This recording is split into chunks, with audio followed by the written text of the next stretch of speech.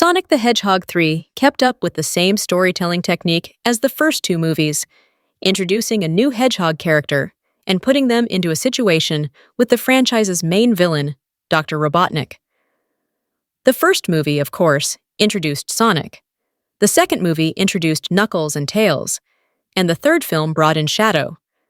In the second movie, Sonic lives with his new family, and then Knuckles shows up, looking for revenge against Sonic for his ancestors' fall. Knuckles teams with Robotnik and attacks Sonic as they seek the Master Emerald. The third movie seems to repeat the same plot, with Shadow showing up with Grandpa Robotnik, but his introduction was better.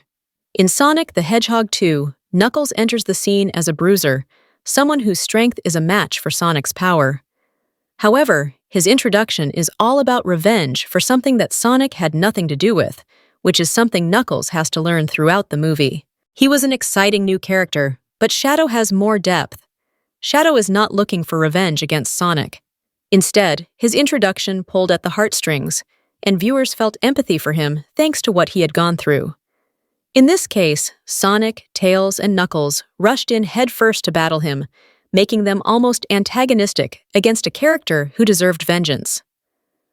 Seeing Shadow growing up with Maria and developing a human connection was touching and made him so much more sympathetic than Knuckles.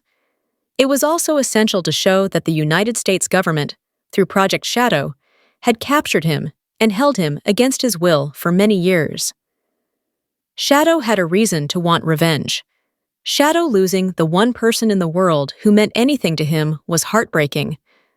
While this loss also hurt Grandpa Robotnik, the older villain wanted to destroy the world. Shadow had more depth than even Knuckles. Having seen and lost love, he realized there was more to his revenge than just lashing out at the world that hurt him. Amy Rose showed up in the post-credits scenes in Sonic the Hedgehog 3.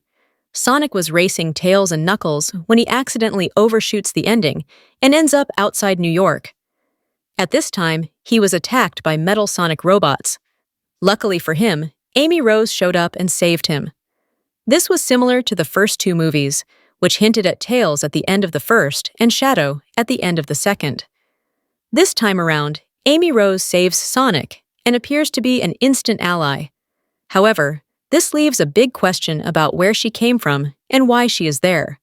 The fourth movie might adapt the story from Sonic CD, a time travel story in which Dr. Robotnik conquers a planet and creates a robot army. Amy Rose's introduction is vital in setting up this story, and if she were on Earth looking for help, it could beat even Shadow's introduction. If she were just on Earth watching Sonic, it could fall short. But if Amy Rose is coming to Earth to seek help in freeing her planet, this could result in something very different for the next Sonic the Hedgehog movie.